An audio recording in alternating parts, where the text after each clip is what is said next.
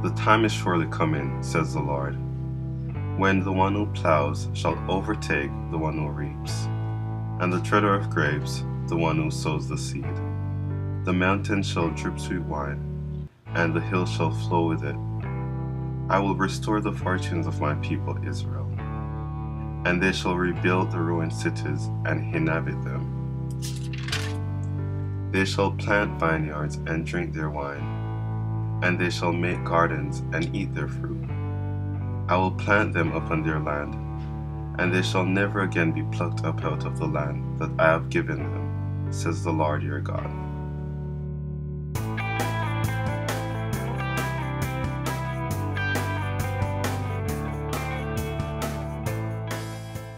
We want to really encourage outreach to other activist groups because whatever their single issue is, I think it meshes well with the 99% and the fact that the common enemy is a corporation somewhere.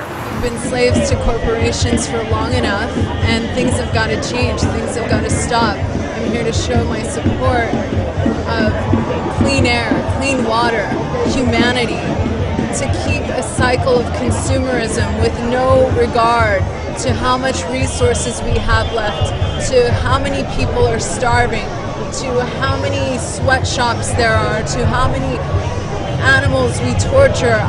It's enough. Enough is enough. So if you read the Torah, it's all about building systems of justice and systems that work for people. Not that I believe that everything in the Bible is correct, but I think that motivation, that holy community, that coming together for ethics and justice that I see in the Bible very clearly, I think that needs to be translated to our world. The great thing about the presence of religious progressives in the Occupy movement is that they're giving voice to causes that social liberals have upheld for decades now, but have really lacked a platform to diffuse. The Occupy movement is essentially an expression of collective frustration, but the expression, the solidarity that is achieved through that collective expression is actually turning into a mechanism for catharsis. People feel like for the first time they have a voice and they have a community. All right, for Christians to be involved in Occupy Wall Street, should we as believers be loyal to anything like that? No, I don't. I think this is a rebellion. I think it is atavistic. Nobody knows exactly what it is. They don't know what they're doing. Why are they there? Well, they're just mad. Well, is it right for a Christian just to get involved in a protest of anger? If you're going to demonstrate, demonstrate for righteousness. Demonstrate to lift the yoke of oppression. Demonstrate to help those that are poverty-stricken. But don't just go out and mess up a park and just scream and tear up things. I mean, why should you get involved in something like that? Oh, no. It would be very un-Christian to protest the money changers. Yeah, that would be the un-Christian thing to do. You should support the money changers because Jesus loved them. You know when he came into the temple and hugged all the money changers and said, oh, great job, guys, keep it up. Okay, I think you guys got a great chance of going into heaven, okay? Keep it rolling. You know what I'm talking about. Greed is good. Was that Jesus' message? It was about taking care of the poor.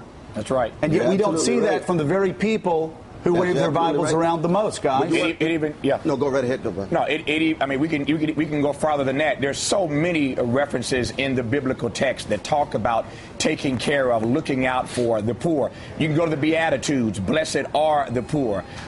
What you do unto the least of these, you do unto me. We could get into the hermeneutics all day long of how to treat the poor relative to the biblical text, and that's exactly what we have to say to all believers in this country. That if we truly are believers, we have to do everything we can to raise up the poor, particularly, again, as these numbers continue to grow exponentially. But we got to keep in mind, Jesus was crucified because when he entered Jerusalem, he ran out the marketeers out of the temple and said, you have transformed the house of prayer into a house of thieves. That's also connected to the Occupy Wall Street movement.